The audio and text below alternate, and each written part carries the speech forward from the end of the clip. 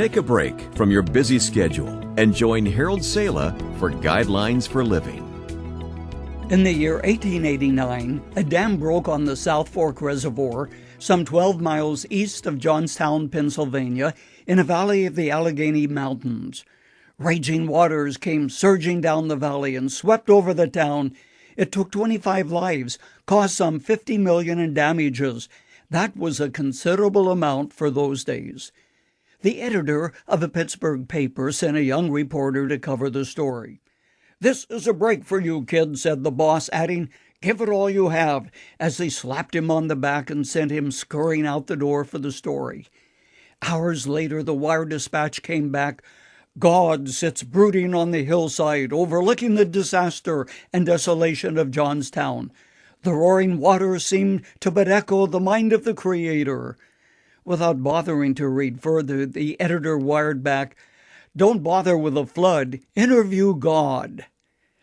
I smile at the humor. Forget the flood. Interview God.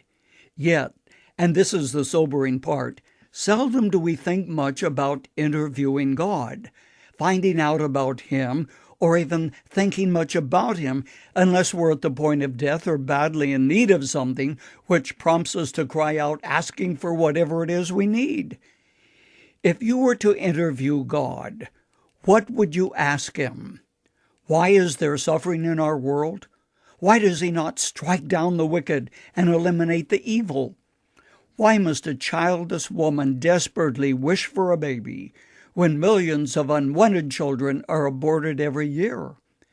Why has God allowed wars and strife?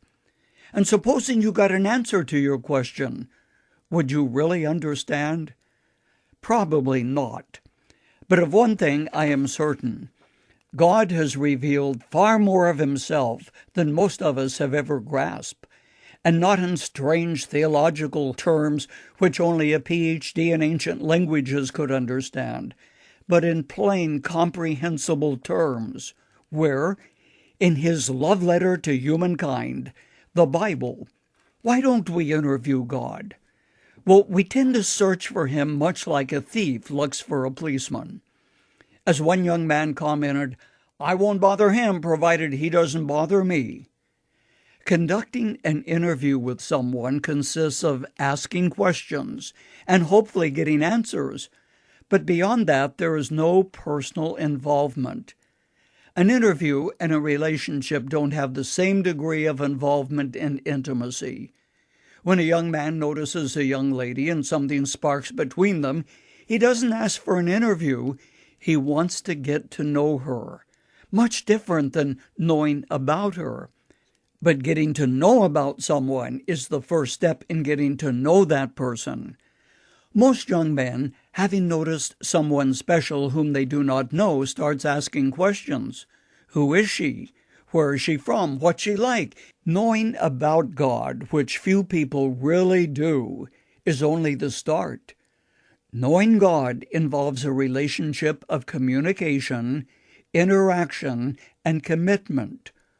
Why is knowing God important? Only when you get to know God will you love Him. Only when you trust God will you obey Him. Only when you understand His purpose will you escape the quest for self-indulgence.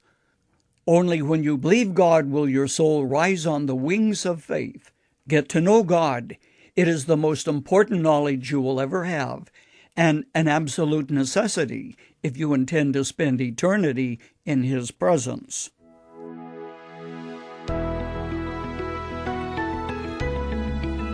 You've just heard Dr. Harold Sala with Guidelines for Living. If you'd like to listen to the program again, download a copy, subscribe to our devotional, or view other resources, visit guidelines.org. We would like to hear from you, too. You can email us at info@guidelines.org. Thanks for listening, and we invite you to join us again for the next edition of Guidelines.